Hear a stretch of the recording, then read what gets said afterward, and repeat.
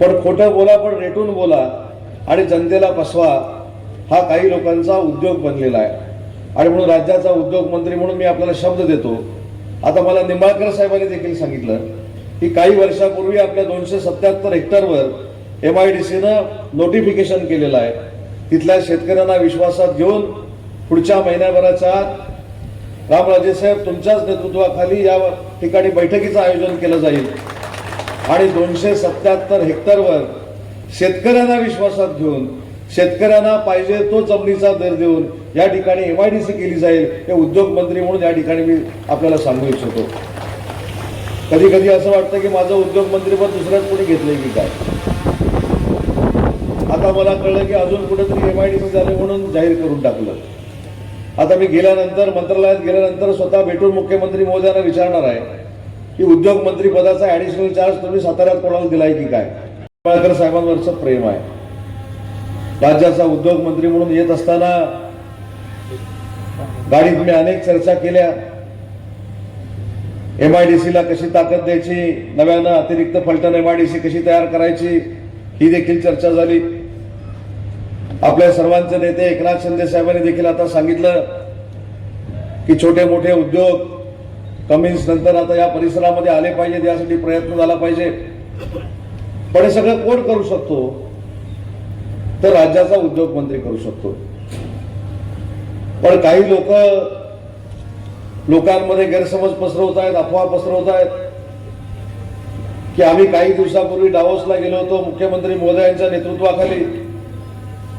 काही मंडळींनी सांगितलं की तिथनं थेट काही लोकांना फोन आला आणि साताऱ्यामध्ये आता MIDC आणि कारखाना मी आणतोय असं मुख्यमंत्र्यांनी सांगितलं। मला असं वाटतं की मी दावोसच्या दौऱ्यामध्ये होतो, एवढ्या कार्यबाहुल्यातनं मुख्यमंत्र्यांनी कोणालाच फोन केला नाही याची रामराजे साहेब तुम्ही खात्री बाळगा। आणि तो फोन केला असता तर उद्योग मंत्री म्हणून मलाच विचारून केला असता, पण असं काही झालेलं नाही। पण खोटं बोला पण रेटून बोला आणि जनतेला फसवा हा काही लोकांचा उद्योग बनलेला आहे। आणि म्हणून राज्याचा उद्योग मंत्री म्हणून मी आपल्याला शब्द देतो। आता मला निंबाळकर साहेबांनी देखील सांगितलं की काही वर्षापूर्वी आपल्या 277 हेक्टरवर MIDCनं नोटिफिकेशन केलेलं आहे। तिथल्या शेतकऱ्यांना विश्वासात घेऊन पुढच्या महिन्याभराच्या आत रामराजे साहेब तुमच्याच नेतृत्वाखाली या ठिकाणी बैठकीचं आयोजन केलं जाईल आणि 277 हेक्टरवर शेतकऱ्यांना विश्वासात घेऊन शेतकऱ्यांना पाहिजे तो जमिनीचा दर देऊन या ठिकाणी MIDC केली जाईल। हे उद्योग मंत्री म्हणून या ठिकाणी मी आपल्याला सांगू इच्छितो। कधी कधी असं वाटतं की माझं उद्योग मंत्रीपद दुसऱ्याच कोणी घेतलंय की काय। आता मला कळलं की अजून कुठेतरी MIDC झाले म्हणून जाहीर करून टाकलं। आता मी गेल्यानंतर मंत्रालयात गेल्यानंतर स्वतः भेटून मुख्यमंत्री महोदयांना विचारणार आहे की उद्योग मंत्री पदाचा ऍडिशनल चार्ज तुम्ही साताऱ्यात कोणाला दिलाय की काय।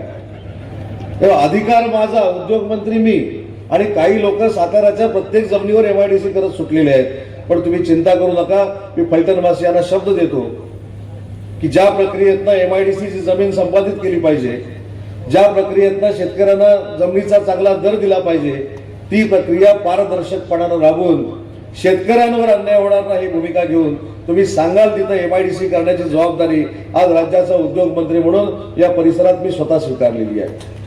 मगाशी माझे एक तरुण सहकारी माझ्याकडे आले, ते म्हणाले की सुरवाडीचा एक रस्ता जो आहे त्याला खड्डे पडलेले आहेत।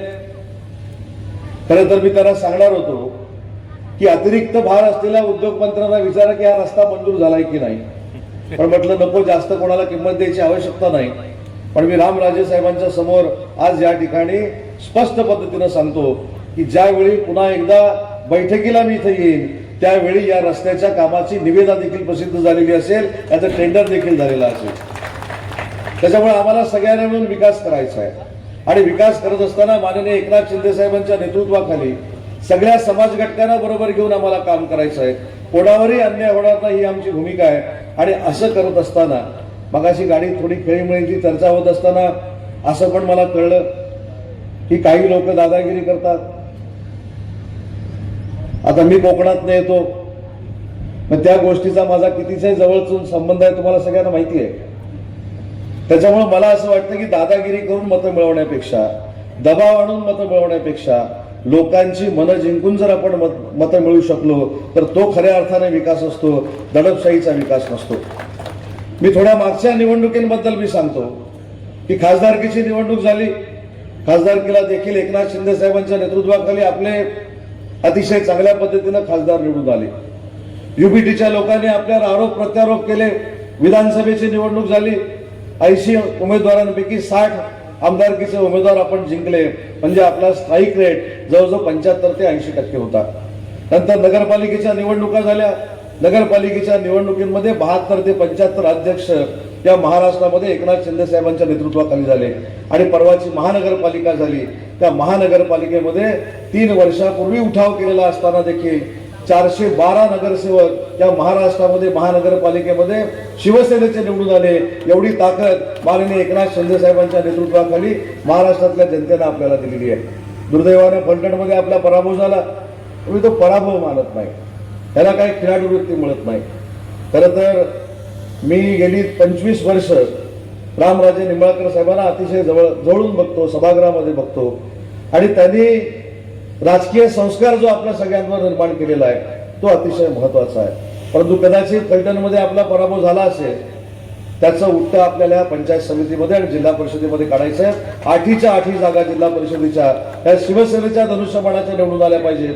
पंचायत समितीच्या जागा निवडून आल्या पाहिजेत. यासाठी पुढचे 4 दिवस आपण सगळ्यांनी अहोरात्र मेहनत केली पाहिजे. आणि माझ्या राजकीय जीवनामध्ये असे दुपारी 2 वाजता हजारो कार्यकर्ते, हजारो महिला, हजारो युवक, हजारो वरिष्ठ लोक एखाद्या नेत्यासाठी जमतात हे मी पहिल्यांदा फलटणमध्ये बघितलेलं आहे माझ्या राजकीय जीवनामध्ये. आणि त्याच्यामुळं आपण सगळे जर एकत्र कामाला लागलो तर आपला विजय अतिशय जवळ आहे. आपण अतिशय चांगल्या पद्धतीने विजय संपादन करू शकतो. फक्त पुढचे 4 दिवस म्हणण्यापेक्षा शेवटचे 2 दिवस, बरोबर ना? पदाधिकाऱ्यांना कळलं असेल मी काय सांगतो ते. शेवटचे 2 दिवस अतिशय महत्वाचे आहेत. आणि आमचे संपर्क प्रमुख शरद कणसे साहेब आहेत. ते बाकीच्या बाबतीत सगळ्यांपेक्षा ते पुढे आहेत, त्याच्यामुळे बाकीची काही चर्चा करत नाही. पण शेवटी रणांगणामध्ये समोरून जर वार झाला तर त्याच्यामध्ये मजा असते. मागणं वार करायचे, दादागिरी करायचे, कुठल्या तरी 100 पेलवान आणायचे. रामराजे साहेब, आज मी आदरपूर्वक सांगतो की सध्या सगळ्यात महाराष्ट्रामध्ये पेलवानांची टीम जर कोणाकडे असेल तर तुमच्या उदय सामंतकडे आहे.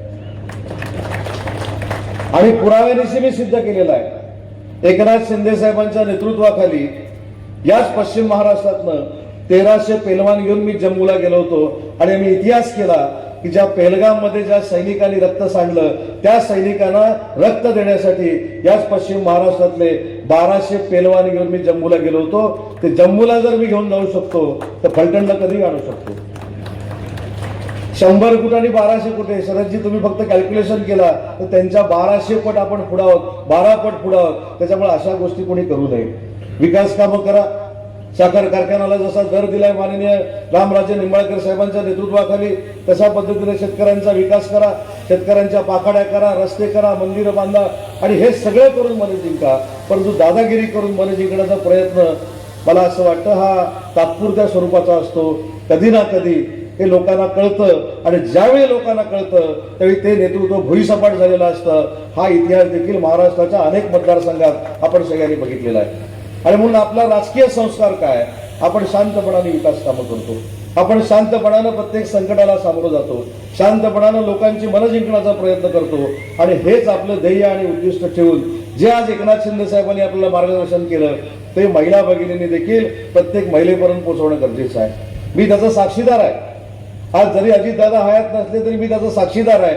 माननीय एकनाथ शिंदे साहेब राज्याचे मुख्यमंत्री होते, अजितदादा अर्थमंत्री होते आणि उपमुख्यमंत्री आदरणीय देवेंद्रजी फडणवीस होते. आणि लोकसभेची निवडणूक झाली होती. लोकसभेच्या निवडणुकीनंतर आता आमचं काय होणार हा प्रश्न महायुतीच्या सगळ्या नेत्यांसमोर होता. आणि त्याच वेळी माननीय एकनाथ शिंदे साहेबांच्या डोक्यातून मुख्यमंत्री माझी लाडकी बहीण योजना ही संकल्पना आली. महिला भगिनींच्या खात्यामध्ये पैसे वर्ग झाले आणि महाविकास आघाडीचा टांगा पलटी झाला. हे देखील आपण विधानसभेला बघितलेलं आहे. आणि त्याच महिला भगिनींना आज एकनाथ शिंदे साहेबांनी आश्वासन दिलंय की जोपर्यंत पृथ्वी तलावर सूर्य आणि चंद्र आहेत तोपर्यंत मुख्यमंत्री माझी लाडकी बहीण योजना कोणी रद्द करू शकत नाही. हे शिवसेना म्हणून आमचं वचन आहे. आणि त्याचं सरकारमध्ये अंमलबजावणी करण्याची जबाबदारी देखील आम्हा सगळ्यांची आहे. युवकांना देखील विनंती करायची आहे की तुमच्यासाठी देखील अनेक योजना एकनाथ शिंदे साहेबांनी आणल्या, महिलांसाठी आणल्या, वरिष्ठांसाठी आणल्या. त्या सगळ्या योजना जर आपण लोकांपर्यंत पोहोचू शकलो, त्या सगळ्या योजना आपण लोकांपर्यंत पोहोचून त्याची अंमलबजावणी करू शकलो तर खऱ्या अर्थानं लोकांचं मतपरिवर्तन होऊ शकतं. आपण ज्या ज्या योजना केल्या त्या तळागाळातल्या लोकांसाठी केल्या, ज्या ज्या योजना राबवल्या त्या देखील सर्वसामान्य लोकांसाठी राबवल्या. आणि म्हणून कार्यकर्त्यांना विशेषतः मला विनंती करायची आहे, जनता तर आपल्याबरोबर आहेच, मतदार पण आपल्याबरोबर आहेत.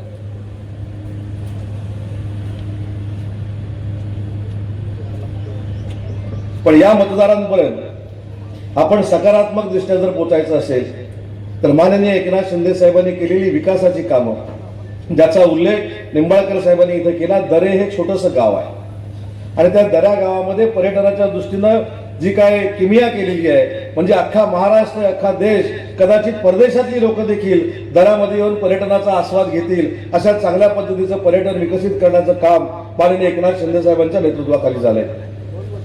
हा मला आता आठवलं, एक फोन नक्की झाला होता शिंदे साहेबांना दावोसला जायच्या अगोदर.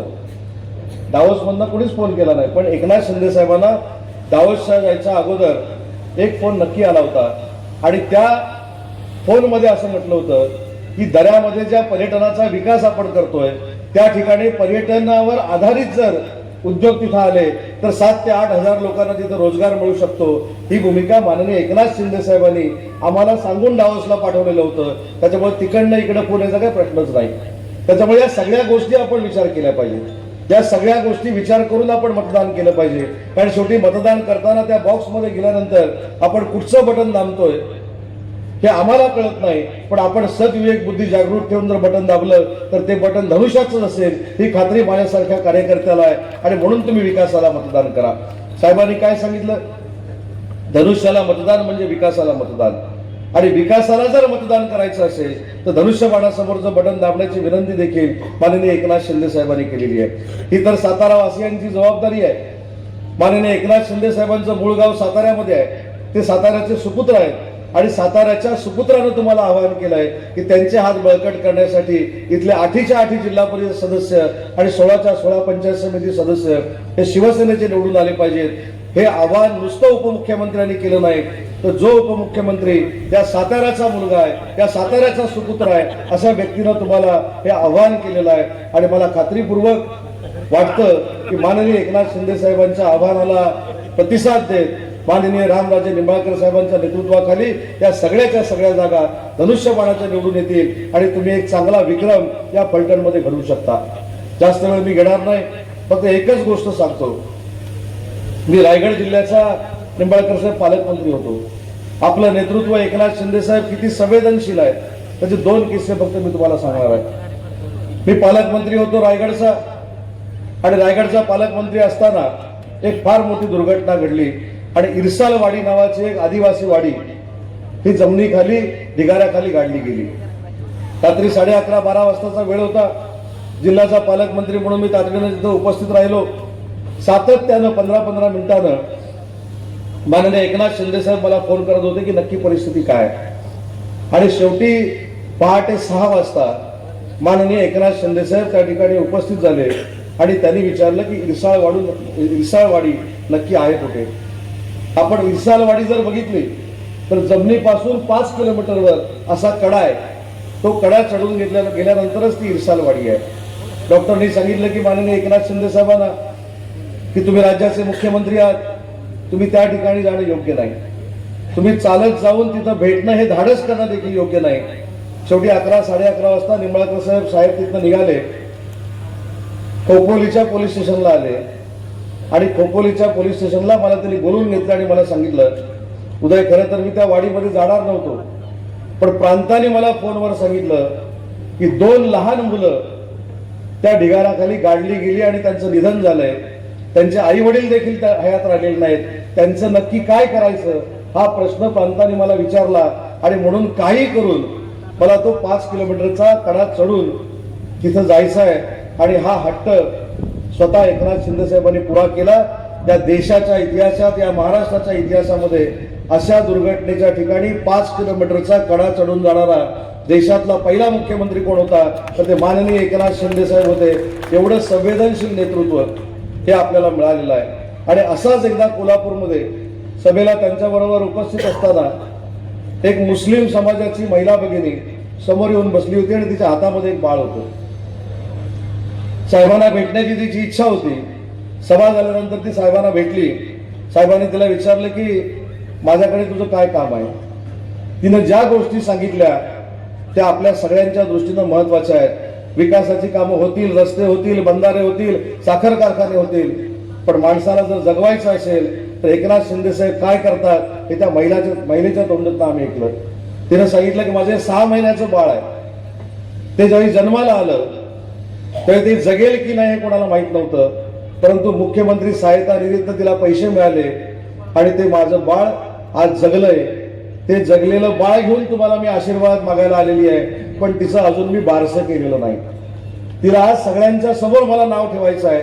तुमच्या आशीर्वादानं माझं बाळ जगलं म्हणून त्या महिला भगिनीनं त्या बाळाचं नाव 1 लाख लोकांसमोर दुआ असं ठेवलं आणि शेवटी सांगितलं हे जे बाळ आहे हे जगण्यामागचं एकमेव कारण माननीय एकनाथ शिंदे साहेब होते. एवढं संवेदनशील नेतृत्व, एवढं भावनाप्रधान नेतृत्व माननीय एकनाथ शिंदे साहेबांचं आहे. आणि त्यांचे हात आपल्याला बळकट करण्यासाठी आपण सगळ्यांनी धनुष्यबाणाला मतदान करावं एवढीच विनंती करतो. भर उन्हामध्ये आपण सगळे बसलायत त्याबद्दल शिवसेनेच्या वतीनं आपले आभार मानतो. आणि भविष्यामध्ये देखील निंबाळकर साहेबांच्या आणि त्यांच्या कुटुंबियांच्या नेतृत्वाखाली उद्योग विभागाचा विकास ते सांगतील तसा या ठिकाणी केला जाईल हा शब्द देतो आणि थांबतो. जय हिंद, जय महाराष्ट्र.